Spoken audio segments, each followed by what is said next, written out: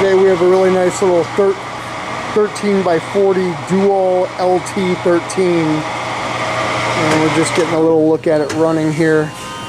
It's got a set of quality 200 digital readouts that actually work just fine, and we're running around showing that it feeds properly,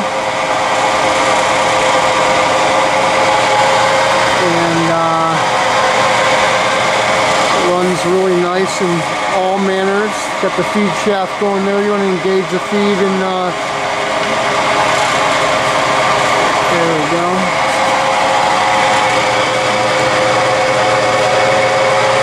And then there's the carriage feeding.